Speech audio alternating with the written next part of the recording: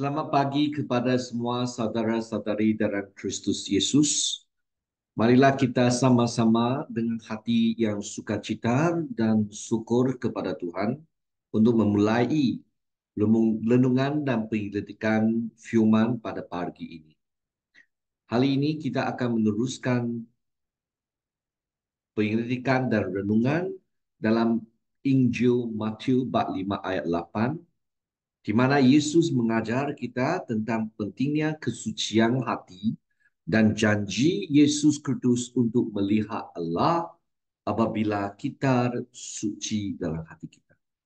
Mari kita datang bersama untuk berdoa supaya Tuhan memberkati semua di antara kita yang menyertai penyelidikan dan juga renungan firman pada pagi ini dengan menggunakan material yang ditulis oleh Dr. Wong Hung Hing yang diterbitkan oleh Tian Tao Publishing Limited Hong Kong Desember 2022 dengan buku yang berjudul Menjadi Umat yang Bersukacita yang buku yang bernama Menjadi Umat yang Bersukacita dalam Kerajaan Allah khasnya dalam bahagian dalam bab yang ke-8. Mari kita doa bersama dalam satu hati. Tuhan Bapa di surga, kami berdoa supaya Tuhan membimbing semua yang menyertai, sama ada berkobar atau mendengar, semua diberkati Tuhan. Supaya kami bukan saja pandai mengajar, berkobar, bukan saja pandai mendengar, melihat, tetapi Tuhan berkatilah hati kami. Supaya lembutkanlah hati kami, supaya boleh menerima firman-Mu, supaya kami boleh menerima dengan hati yang rela, supaya Roh Kudus bekerja dalam kami, supaya jiwa kami diperkuduskan, dan kami ingin mengelakkan diri dari dosa, dan ada satu keazaman yang kuat, satu keputusan kuat untuk ikut Yesus Kristus, melalikan diri dari semua dosa dan fikiran yang tidak diperkenal oleh Allah. Supaya jiwa kami diperkenal oleh Allah dan kami boleh lebih melihat Kristus Yesus, mulia nama Tuhan. Dalam nama Yesus Kristus kami berdoa bersama. Amin. Saudara-saudari, berbahagialah orang yang suci hati. Orang yang mempunyai sukacita yang sejati, yang sebenar dan rohani adalah orang yang benar-benar fokus kepada Tuhan Yesus Kristus. Saudara-saudari, apabila suci itu disebutkan dari Alkitabiah, maksudnya dia diperolehi oleh Tuhan, adalah orang milikkan Tuhan. Mereka adalah berlainan daripada orang lain sebab dia ikut Tuhan. Mereka adalah kepunyaan Tuhan. Saudara-saudari, marilah kita menjelajahi makna dan mendalami dalam ajaran dan bagaimana kita dapat menerapkan ajaran Yesus Kristus dalam kehidupan kita sehari-hari. Dengan firman baik 5 ayat 8, berbahagialah orang yang suci hati kerana mereka akan dapat melihat Allah. Saudara-saudari, apabila kita menyatakan melihat, itu maksudnya ada kewujudan bersama dengan Tuhan. Yesus datang ke dunia ini dan Musa menetapkan bahawa orang Israel harus pergi 3 kali setahun untuk menghadap Tuhan. Ini memang Musa dalam Daurat sudah tentukan. Dan Yesus juga mengikut ajaran itu. Yang bermaksud mereka harus datang mendekati hadirat Tuhan dalam menyembahnya. Bagi umat Tuhan, ini adalah pengalaman rohani tertinggi mereka sepanjang tahun sebagai orang Israel. Setiap tahun mereka berjalan ke Yerusalem untuk merayakan pelayanan suci yang melambangkan perjalanan rohani mereka sepanjang hidup menuju ke gunung Tuhan. Bait suci Tuhan itu di atas gunung. Apabila mereka menjarah ke Tuhan adalah satu pengalaman tertinggi dalam kehidupan mereka. Sehingga pemazmur berkata, mereka akan puas dan melihat wajah Tuhan dan bersukacita dalam kebenarannya. Pada hari ini, marilah kita juga ada satu perasaan yang sama. Tiap-tiap pagi kita datang kepada Tuhan serupailah kita pergi ke gunung bait suci untuk menghadap Tuhan. Setiap pagi kita datang untuk berenung akan firman Tuhan, untuk mengadakan masa untuk renungan, untuk mendengar firman Tuhan. Mari kita juga ada perasaan dan juga satu situasi di mana kita menghadap Tuhan. Tambah lagi hari Ahad apabila kita datang ke kebaktian dan bersama dengan saudara-saudari dalam Kristus. Jugalah ada satu pengalaman yang sangatlah enak, yaitu sebuah pengalaman rohani. Saudara-saudari, biarlah kita dipuas dalam pengalaman rohani yang tertinggi ini sebab kita dapat mengalami kewujudan Tuhan bersama kita, bukan saja di perundungan firman sendiri dan penyembahan Tuhan di rumah sendiri, tetapi juga penyembahan di bait suci Tuhan. Dalam konteks kali ini, dalam gereja. Keriduan pemazmur untuk melihat Tuhan, di mana Mazmur 27 ayat 4. Bagaimana dia menghuraikan keinginan untuk tinggal di rumah Tuhan, bait suci Tuhan. Untuk konteks kali ini adalah gereja. Satu perkara yang aku minta kepada Tuhan, yang itulah yang akan aku cari. Aku ingin tinggal di rumah Tuhan seumur hidupku untuk menyaksikan keindahan Tuhan dan untuk mencari Dia di dalam bait. Begitu haus akan bait suci Tuhan. Dalam konteks hal ini, gereja. Dan tambahan lagi, Yesus kata badan kita akan, Yesus Kristus sendiri kata badannya seperti bait suci. Dalam satu hari dia akan binasa, dia akan dirosakan tapi dibangun balik hari ketiga. Dalam buku kitab Perjanjian Baru kita tahu Roh Kudus akan tinggal di dalam badan kita. Badan kita serupai bait suci Tuhan juga. Saudara-saudari, maka kita perlu ada satu kesedaran hari ini bukan saja kita pergi ke gunung Tuhan baik suci, tetapi setiap minggu kita pergi ke gereja, setiap hari kita ada bersama dengan Kristus. Ini dalam perjanjian baru. Tapi apakah yang lebih-lebih penting ialah satu perangai yang betul, yaitu keinginan untuk tinggal di rumah Tuhan, yaitu mau Yesus, mau Tuhan Bapa Allah, Yesus dan Roh Kudus bersama kita. Haus akan Tuhan. Hatiku haus kepada Tuhan yang hidup. Bilakah aku akan datang dan melihat wajah Tuhan? Saudara-saudari, memandang Tuhan di tempat kudus. Oleh sebab itu, aku memandangmu di dalam tempat kudusmu untuk melihat kekuatanmu dan kemuliaanmu. Sebab kita haus akan kemuliaan Tuhan, kesucian Tuhan, keadilan Tuhan, kebenaran Tuhan, kebaikan Tuhan, kesetiaan Tuhan. Ini semua adalah sebahagian dari kebenaran dan kekuatan Tuhan. Hasilnya apabila kita tahu jiwa kita dipelihara oleh Tuhan, dicipta oleh Tuhan, dan diselamatkan oleh Tuhan. Saudara-saudari, marilah kita ada satu situasi ataupun kita punya hati, ada satu perasaan ataupun satu situasi ataupun satu kondisi di mana kita maukan hati kita haus. Ini memang kerja Roh Kudus dan juga bekerja sama dengan kamu. Musa melihat Tuhan melalui api yang menyala di tengah-tengah semak berduri dan menerima panggilan Tuhan. Dia lihat ada api yang menyala di semak berduri. Tapi semak berduri itu tidak pakar sampai binasa, sampai rosak. Sebab ini maksudnya Tuhan sendiri adalah wujud sendiri. Dia tidak perlu apa bahan, dia boleh diapikan. Saudara-saudari, Yesus Tuhan sendiri adalah wujud sendiri dan memberi keterangan sendiri dan juga boleh dipuaskan dengan sendiri.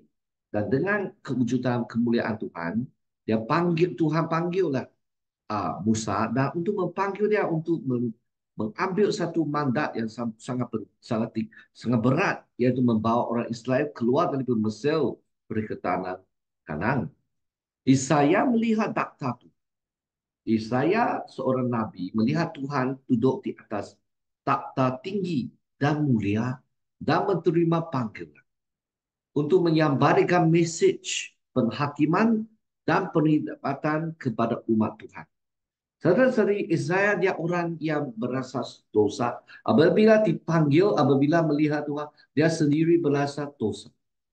Adakah kita juga serupai apabila kita dalam masa renungan, dalam masa kita menyembah Tuhan, sama ada dalam persekutuan doa, dalam persekutuan adalah kelompok sel ataupun kebaktian umum, kita merasai kita sendiri ada lihat Tuhan dari segi iman, bukan dari segi jasmani, tapi kita macam rasai keujian Tuhan, kepada Tuhan mempanjang dalam hati kita,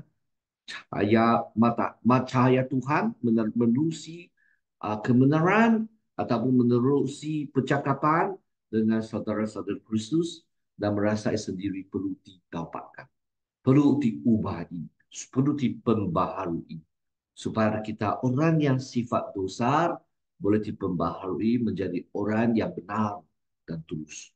Jadi ampunlah dosa saya,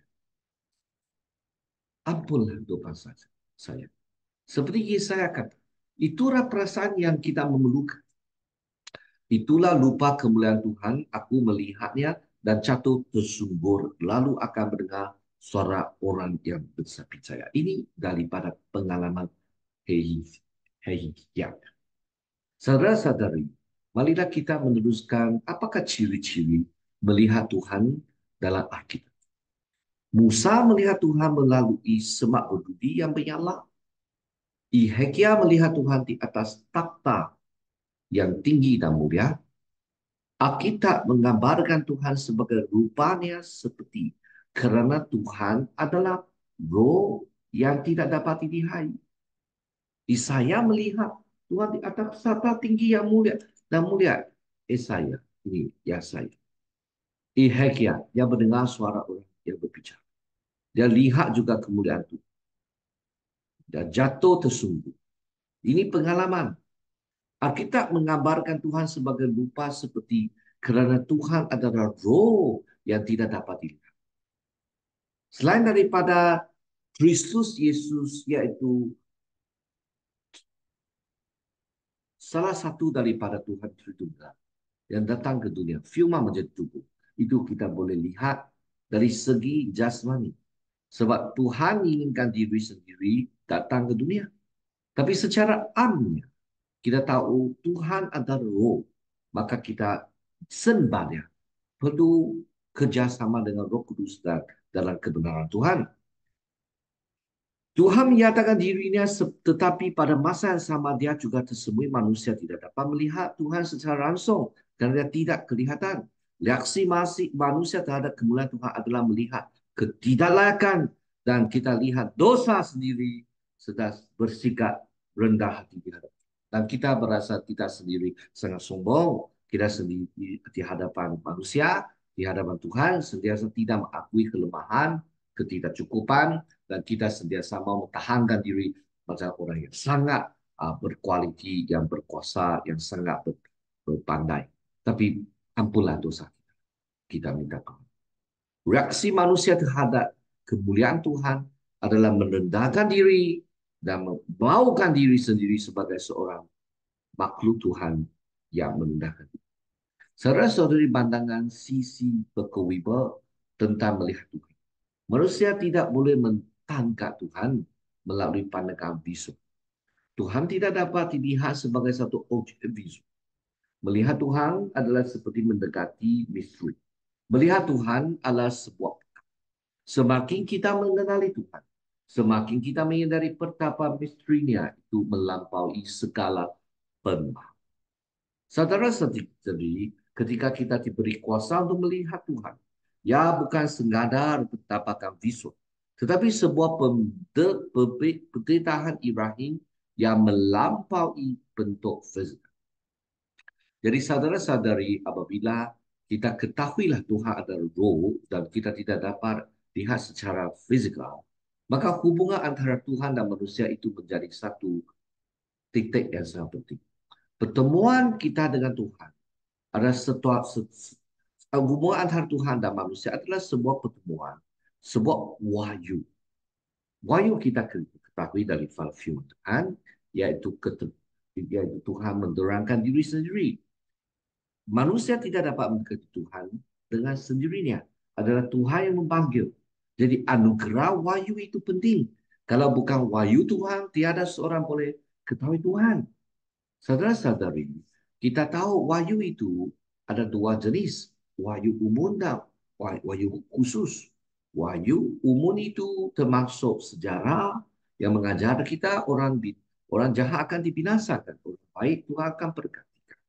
Kita lihat dalam hati kita, kita tahu ada kewujudan Tuhan. Kalau kita tidak mempeksa kita, paksa diri sendiri untuk tidak mengikut kebenaran.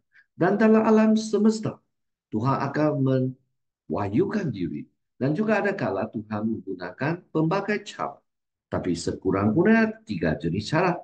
Yang kedua, Tuhan menggunakan wahyu khusus, yaitu melalui firman Yesus, firman Tuhan dalam Alkitab dan juga Yesus Kristus sendiri. Yesus Kristus adalah wahyu yang paling terpuncak, yang paling tinggi dan paling ketara untuk ketahui siapakah sebenarnya Tuhan itu juga. Tuhan yang tidak kelihatan menjadi nyata. Injil Yohanes bab 1 ayat 18 berkata, tidak ada seorang pun yang pernah melihat Tuhan, tetapi anak tunggal Tuhan yang berada di pangkuan Bapa, dia yang menyatakannya. Yesus sebagai gambaran Tuhan, Yesus Kristus adalah gambaran Tuhan. Oleh itu, siapa yang melihat Yesus juga melihat Tuhan. Firman itu telah menjadi manusia yang tinggal di antara kita. Kita telah melihat kemuliaannya, kemuliaan yang datang dari Bapa, penuh dengan kasih karunia dan kebenaran. Jadi mereka pasti akan melihat Tuhan adalah satu janji menunjukkan bahawa orang yang percaya akan melihat Tuhan pada masa yang akan datang. Janji itu tidak mentolak kemungkinan bahawa orang percaya pada masa sekarang juga boleh melihat Tuhan. Pada masa kini kita hanya dapat melihat Tuhan secara terbatas seperti yang dikatakan oleh Paulus dalam 1 Korintus 13 dan ayat 2. 13 ayat 12. Kalau apa kita lihat mungkin ada kabur, tapi pada satu hari apabila kita jumpa Tuhan, semua itu jelas. Sekarang kita melihat sama-sama seperti dalam cermin. Pengetahuan kita tentang Tuhan pada masa kita sekarang ada terbatas. Hanya adalah Tuhan dengan kembali kita akan melihat Tuhan dengan sepenuhnya. Dan apabila tubuh kita yang fana itu diubah menjadi tubuh yang tidak fana, yang tidak binasa, kita dapat mencapai pengetahuan penuh tentang Tuhan. Melihat Tuhan semasa hidup atau selepas hidup. Janji masa depan yang mesti melihat Tuhan adalah satu janji menunjukkan bahawa para pengikut Yesus Kristus akan melihat Tuhan. Mungkin saat ini, tapi penglihatan tidak sempurna. Tapi satu hari kita akan lihat sempurna apabila Tuhan dia balik lagi. Dan kita akan ditransformasi juga. Apabila dia datang, kita akan menjadi seperti dia dan kita akan melihat dia sebagaimana adanya. Jadi saudara-saudari, ini melihat Tuhan atau mungkin dalam saat ini Tuhan menyatakan dirinya kepada manusia melalui Yesus Kristus dan lupa manusia ini memang kita mengalami dalam sejarah. Pengalaman ini adalah rahmat, adalah anugerah Tuhan dan kebenaran yang datang melalui Kristus Yesus. Sekarang sudah catat di dalam firman Tuhan dan juga ada banyak penulisan luar kita yang membeli bukti, ada membeli saksi kepadanya yang membimbing orang yang melihat cahaya datang dari kasih karunia dan kebenaran Tuhan. Sepanjang proses penyelamatan melalui pekerjaan Roh Kudus, harapan itu dapat melihat cahaya Tuhan yang sinar keluar. Jadi marilah kita ada satu pengetahuan tidak terbatas, have screen mature menganggap ini sebagai pengetahuan tidak terbatas terhadap Tuhan. Melihat Tuhan dalam sifat awalan semesta dan kehidupan dan salah satu kualiti untuk mengenali Tuhan selain daripada mengenali akhlak kasih karunia Tuhan juga dapat melihat dalam penciptaan dan pemeliharaan alam semesta. A.B. Bruce berdampak bahawa orang yang berhati suci dapat melihat keindahan penciptaan dan kehidupan seharian di dunia sebagai tanda kehadiran Allah. Melihat Tuhan dalam alam semesta yang ditebus ini adalah wahyu wang. Visi Augustine dalam bukunya The City of God, Kota Tuhan, menunjukkan bahawa dalam langit baru dan bumi yang baru kita akan dapat melihat Tuhan dalam perikut yang ditebus dan alam semesta yang ditebus. Perikut dapat melihat Tuhan melalui penciptaan baru dan manusia yang ditebus kita dapat melihat Tuhan.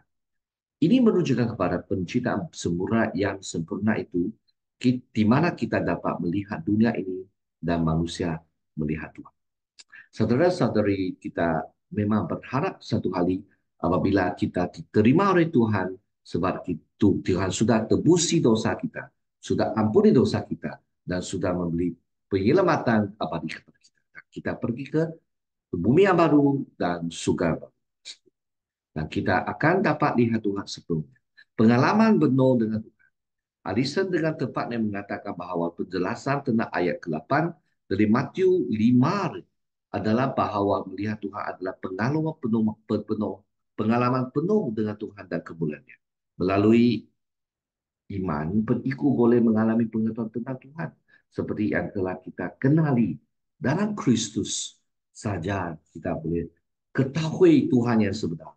Melalui penciptaan semula alam semesta ditebus dan kemuliaan Tuhan, dalam penciptaan semula yang sempurna kita dapat lihat Tuhan. Melihat Tuhan dalam bentuk yang paling tinggi adalah apabila Yesus Kristus kembali balik, ketika pengikut boleh berhadap dengan Tuhan dan melihat Tuhan tanpa penghalang. Mari kita doa bersama. Tuhan Bapa di surga, kami puji syukur atas karunia Tuhan. Dalam hal ini kita diberi peluang untuk mendalami akan firman Tuhan, di mana kita diminta supaya kita berfokus kepada Tuhan. Dan apabila kami berfokus kepada Tuhan, dan kami akan mengalami kewujudan Tuhan, dan kami akan sama-sama akan mengalami Tuhan menunjuk kehendak Tuhan. Dan pada satu hari, di dalam bumi yang baru dan surga baru, kami akan mengetahui dan melihat Tuhan sepenuhnya. Kami puji dan syukur atas anugerah Tuhan. Dalam nama Yesus Kudus kami berdoa bersama. Amin. Semoga Tuhan memberkati kamu dan juga sekeluarga, dan kita jumpa lagi.